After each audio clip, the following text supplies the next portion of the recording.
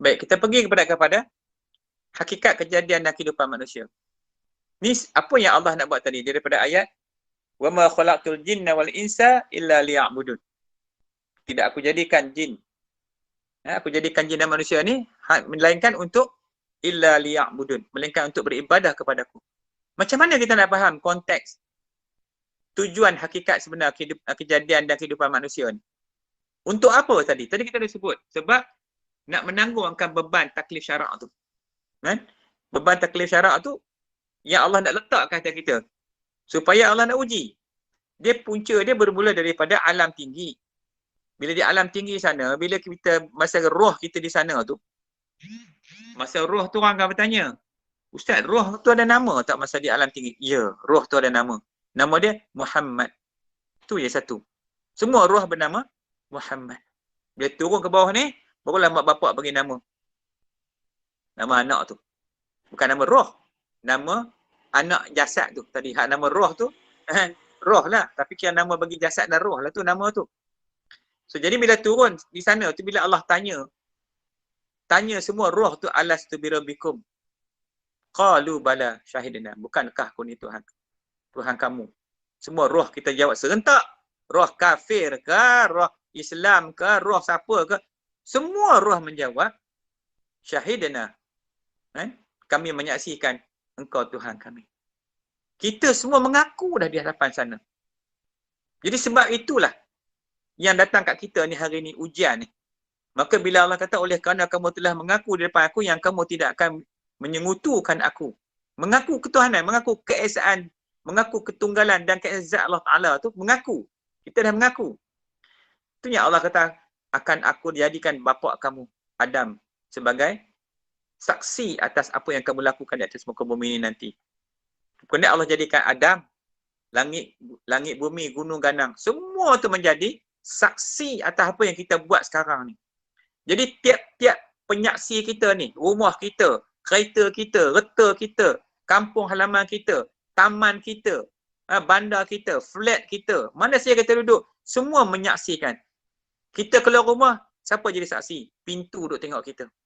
Pintu sentiasa tengok. Dia kita buka dia tengok kita. Dia jadi saksi besok di akhirat. Tuhan akan tanya. Nak jawab tu tak tahulah macam mana nak berjawab. Kalau buat maksiat, bayangkan nak jawab. So jadi kesemua tu menjadi saksi atas apa yang kita buat. Dan saksi yang paling utama adalah Allah dan Rasul yang akan melihat kita. Menjadi saksi. Baik. Jadi apabila turun ke dunia, maka inilah kita diperintahkan. Apa pula? Ialah untuk memenuhi tuntutan kalimat taqwa. Okey. Semalam kita dah bincang panjang juga tentang tajuk kalimat taqwa. Wa alzamahum kalimat taqwa wa kanu ahqqa biha wa ahliha. Dan Allah mewajibkan ke atas mereka itu kalimat taqwa. Apa dia kalimat taqwa? Iaitu kalimat tauhid ataupun kita sebut kalimat syahadah. Yang mana dia terhimpunnya semua hukum hakam situ terkandung di dalam dua perkataan, dua kalimah, iaitu kalimah asyhadu alla ilaha illallah wa asyhadu anna muhammadar rasulullah. Terkandung di dalam itu. Jadi nak memenuhi itu, maka yang berarti nak memenuhi tuntutan kalimat taqwa itu ialah dengan mengaku. Mengaku dengan hati, lidah dan anggota. Dia kena buat pengakuan. Sebab tu Nabi kata iman tu 3. Pertama, iqrar bil lisan, wa tasydid bil qalbi, wa amalan bil arkan. Diikrarkan dengan lidah, ditasydidkan dengan hati dan diamalkan dengan anggota jawarih. Ini persoalan dia. Maka kita nak kena mengakui dengan ketiga-tiga sekali, dengan hati kita, dengan lidah kita dan dengan anggota kita. Semua ni kena mengakui. Mengakui apa? Bahawa Allah Ta'ala itu zat yang wajibul wujud. Kena mengaku dulu. Allah zat yang wajibul wujud. Maknanya zat yang wajib ada. Mutlak. Tak ada yang lain dah. Tiada ada perbandingan dengan Allah. Sebab Allah tu laisa kamitslihi syai'. Kan? Allah tu dia tak menyerupai apa saja pada atas muka bumi ni. Dia tu satu yang wujud. Wujud Allah, wujud bukan macam makhluk. Kita ni wujud daripada tiada kepada ada. Tapi Allah wujud dia qidam. Sedia wujud Allah Ta'ala itu. Ada sedia dah. Sejak bila ada dah. Jangan ikut syaitan. Syaitan akan bisik kat kita. Bang, kamu tahu tak? Kamu tu cuba kamu tengok kamu wujud macam mana. Kamu tak ada kan dulu kan? Kemudian mak bapak kamu beranak dengan kamu. Lahirkan kamu. Lepas tu, tok kamu kan? Tok kamu siapa lahirkan dia? Nek kamu lahir siapa lahirkan dia? Nyang kamu siapa lahirkan dia? Nyang, nyek sampai ke atas tu. Tuhan pun macam tu juga. Tuhan ni, Iblis kata, macam tu juga macam kamu juga. Ada yang menjadikan dia.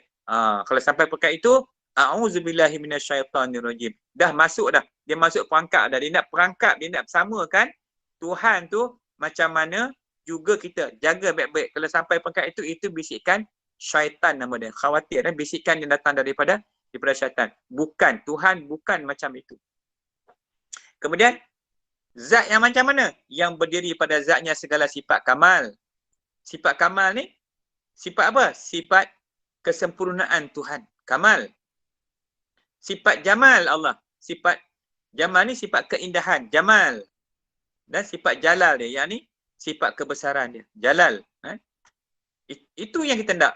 Yang wajib diubudiahkan. Dalam tu ada warna biru tu.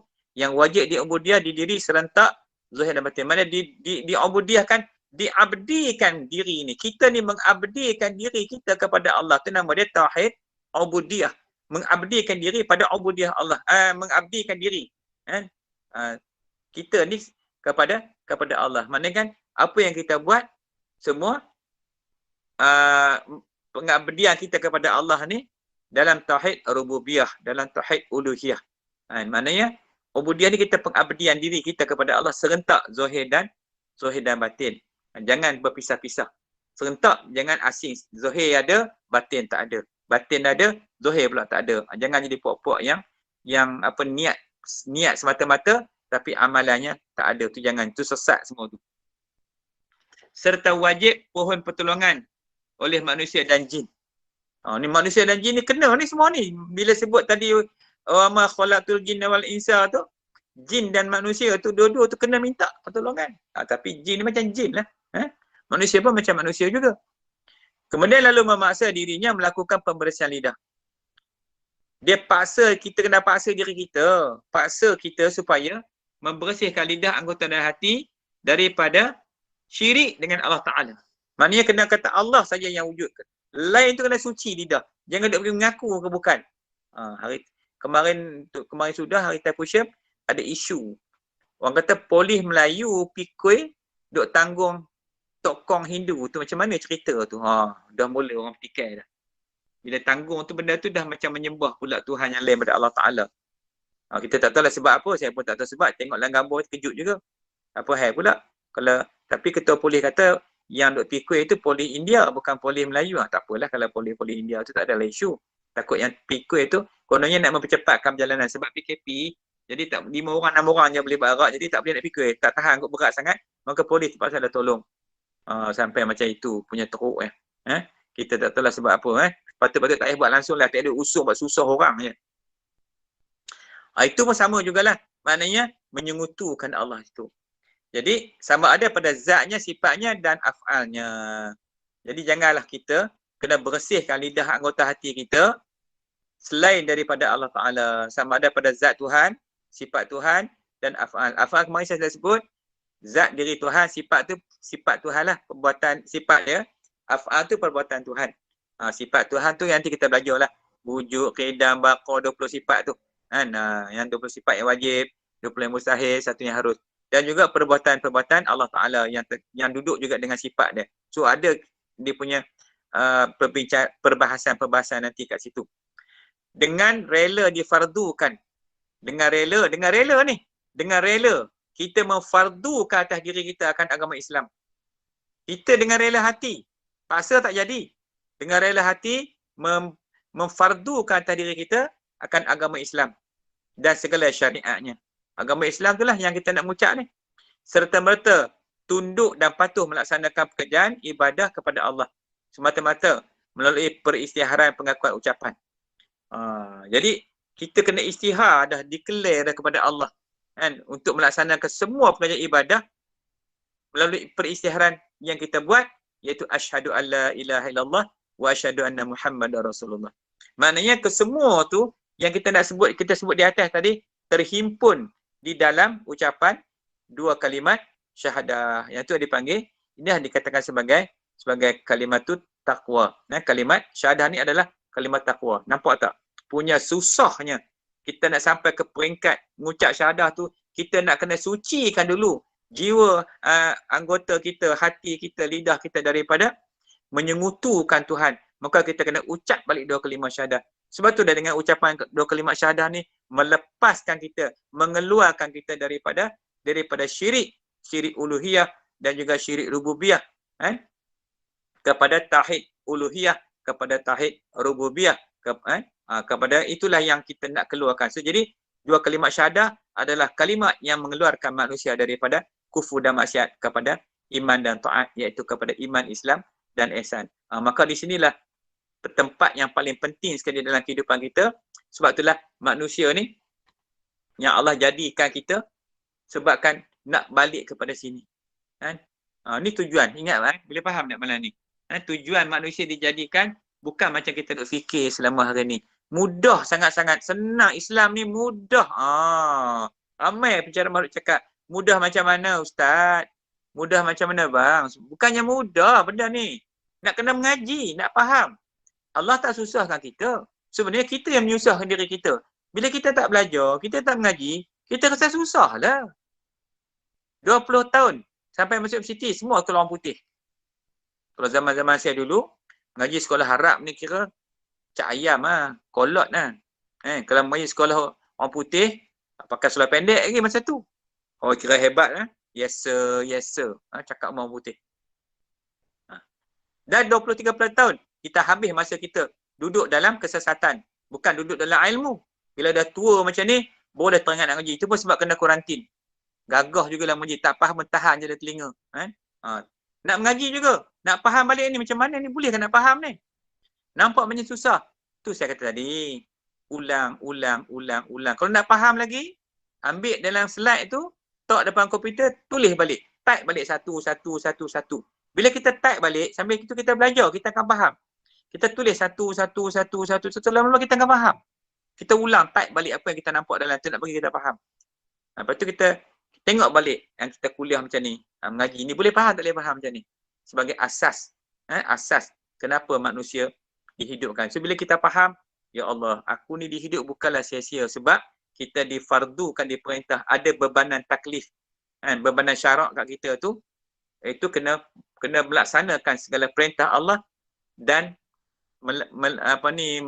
menjauhkan akan larangan-larangan Allah SWT. So bebanan inilah yang nak kena faham baik. Sebab ada satu lagi, iaitulah perkara tentang kena jauhkan diri, kena bersihkan diri daripada menyengutukan Allah ataupun dengan melakukan syirik kepada Allah. Maksudnya syirik ni menduakan Tuhan. Dia percaya COVID itu boleh membunuh manusia. COVID is killer. COVID kills human. Tu yang jadi salah. Sebab COVID juga adalah makhluk. Dia bukan kuat. Dia lemah je. Sebab tu dia kena hidup atas perumah. Nak kata lemah tak lemah dia bukan macam dia boleh independen hidup, tak boleh. Dia kena duduk rumah dia. Tapi kalau dia tak dapat rumah, dia mati. Lemah. Tapi dah dapat rumah, dia sangat hebat. Tapi yang membunuh tu siapa? Bukanlah COVID tetapi Allah. Kat mana hujah dia, dalil dia? Wa ma ramaita iz ramaita walakinnallaha harama. Tidaklah engkau yang membunuh, tapi akulah yang bunuh. So berlaku pada para sahabat ketika perang Badar. Ketika sahabat duk sonok bunuh orang musuh-musuh tu, rasa dia yang membunuh, dia lah yang memanah, dia lah yang mencincang, meletak sebagainya. Maka turun ayat tu sehingga sahabat tu terhenti beristighfar. Sebab apa? Sebab dia duk nampak pisau dia yang membunuh. Nampak pedang dia yang bunuh. Walhal yang membunuh tu adalah Allah yang membunuh. Sama juga dengan keadaan COVID hari ni. Kalau takdirkan orang tu mati, bukanlah mati COVID yang bunuh. Tetapi sebab COVID, tapi dia dah sampai masa dia untuk kembali kepada Allah. Kebetulan dia mati dalam musim COVID ini, itu takdir Allah Ta'ala. Maka orang pun kata dia mati sebab COVID. Sebab, tapi hakikatnya yang mematikan dia tu adalah Allah Subhanahu Wa Ta'ala. Tu nak mengaji ni. Nak bagi faham supaya kita tak silap faham. Jadi kita ada syirik. Kita ada simpan dalam hati kita bahawasanya COVID itu membunuh manusia.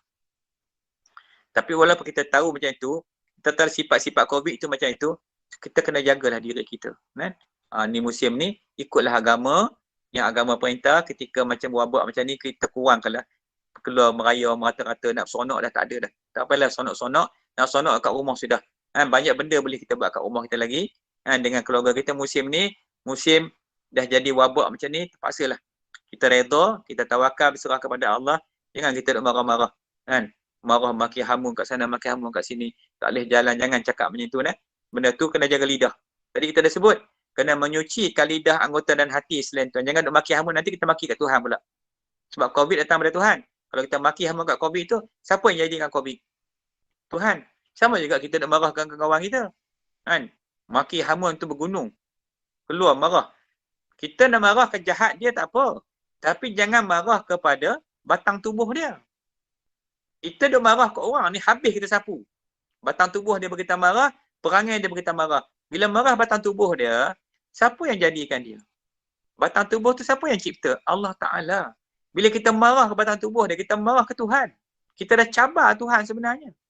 Itu yang kadang-kadang bala sampai kita banyak macam, sebab kita buat, kita maki hamun orang tu. Jangan kita marah macam itu. Kita tak suka lah, aku tak sukalah perangai dia tu. Tu lain. Aku tak sukalah si Minah tu. Tu dua-dua kena.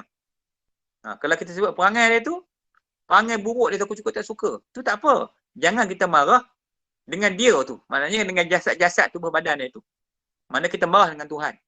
Sebab tu hati-hati. Sebab itulah orang ni, manusia ni, kalau kita dah syahadah, kita dah beramal, kita mengaji, kita dah tahu dah lidah anggota hati ni, maka tiap-tiap kali kita nak cakap, tiap-tiap kali kita nak berbincang apa, kita jaga dia. Kita dah remind, kita peringat diri kita, jaga jangan cakap macam ni. Ni tak boleh cakap salah. Kena latih hati tu. Betul, kena taubat banyak supaya jahat-jahat kita tu, dosa kita Tuhan ampun, supaya hati tu bersih, masuk cahaya, dia tak jadi cakap dah. Lepas tu orang yang beriman ni, kita tengok tutup guru ni kan cakap sangat. Kalau kita jumpa dia orang ni, diam. Kita lebih cakap. Kalau orang jahil ni, dia nak cakap. Kita cakap, dia cakap. Kita cakap, dia cakap. Kita cakap 1, dia 10. Kita 10, dia 20. Dia punya seronok nak cakap dengan kita. Dia sepatutnya, orang yang mulia ni, bila orang cakap, kita diam. Dengar dulu dia cakap. Biar dia. Kalau boleh, engkau cakap je lah. Engkau cakap je lah. Cakap, dia larat cakap. Kita diam lebih baik daripada kita banyak ada berhujah. Kadang-kadang kita cuba nak cakap apa yang kita nak. Konon-konon kita pun hebat juga. Nantilah dulu. Bagi. Sebab tu adab dalam kita cakap dengan kawan-kawan kita, sembang kawan-kawan kita, semua ada adab mukmin yang kita kena faham. Semua tu berpunca daripada ni iman ni.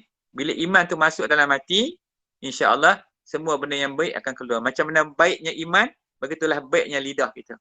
Baiknya hati kita, baiknya anggota kita. Bagaimana jahatnya kufur dan maksiat, maka keluarlah perangai-perangai macam mana kufur maksiat. Cakap buruk-buruk, kotor-kotor, telinga jahat, mata jahat, kaki jahat, tangan jahat, semua jadi jahat sebab dalam hati itu kufur jahat, maksiat jahat, maka jahatlah di luar tu. Walaupun kononnya kita ada iman. Kalau ada iman, mungkin iman tu macam lilin yang hampir padam. Lak lilin tu nak padam. Begitulah juga dengan keadaan diri manusia tu. Baiklah, jadi saya rasa malam ni pun alhamdulillah nampak ramai tu yang duduk dalam program kuliah kita. Jadi insya-Allah kita akan sambung lagi pada malam besok. Mudah-mudahan apa yang saya sampaikan malam ni banyak memberi kesegaran, memberi pendedahan, keterbukaan minda kita. Kita nak kena berubah dah. Macam awal tadi saya sebut, lepas ni kita ubahlah. Malam besok kita mula sediakan satu buku. Buku tu sebagai bukti kita. Sebab di akhirat besok, buku kita, kitab kita Tuhan akan bawa sekali depan kita. Tanda kita mengaji. Tunjuk kitab apa kita mengaji. Buku pun tak apa. Ya Allah Tuhanku, inilah masa aku hidup, aku mengaji. Inilah buku yang aku tulis, aku catat ilmu-mu ya Allah. Walaupun aku tak reti sangat, tapi aku tulis juga. Ni dalam ni aku tulis. Jadi, semua tu jadi saksi. Bila kita mengaji malam ni, jangan duduk saja. Duduk yang ada sebelah, teh, kopi, kacang, tu ada. Nak makan kemudian lah. Ni kitab ni. Ngaji ni. Ambil lah mana-mana kita sebagai panduan. Belilah apa-apa pun buku kan sekarang ni. Tengok baik-baik kat situ. So sampai-sampai tu sebagai saksi kita dah.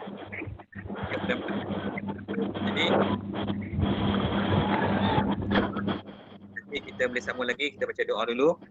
Bismillahirrahmanirrahim. Alhamdulillahirabbil alamin. Wassalatu wa ala alihi wa sahbihi ajma'in. Allahumma salli ala sayyidina Muhammadin abdika wa rasulika nabiyil ummiyil wa ala sahbihi wa sallim. Allahumma inna nas'aluka jannah kami sakhatika nar. Allahumma iftah lana abwabal khair wa abwabal barakah wa abwaban ni'mah wa abwabal rizqi wa abwabal quwwah wa abwabas sihah وأبواب السلامة وأبواب العافية وأبواب الجنة. اللهم عافنا من كل بلاء الدنيا وعذاب الآخرة، واصرف عنا بحق القرآن العظيم ونبيك الكريم شر الدنيا وعذاب الآخرة، وغفر الله لنا ولهم برحمتك يا أرحم الراحمين. اللهم طويل عمرنا وصحح أجسادنا ونوّر قلوبنا وثبت إيماننا وأحسن أعمالنا ووسع أرزاقنا، وإلى الخير قربنا وعن الشر أبعدنا، واقض حوائجنا في الدين والدنيا والآخرة إنك على كل شيء قدير. ربنا تقبل منا دعاءنا إنك أنت السميع العليم. اللهم أحينا بالإيمان ومتنا بالإيمان وأشرنا بالإيمان ودخلنا الجنة مع الإيمان برحمتك يا أرحم الراحمين. اللهم إنا نعوذ منك لكل حقيقة تقبل من شيخنا مولانا سيد الشيخ محمد بن القادر الجيلاني، وبركة معجزات نبينا محمد صلى الله عليه وسلم وصحبه أجمعين. سبحان ربك رب العزة عما يصفون وسلام على المرسلين والحمد لله رب العالمين. تقبل الله منكم.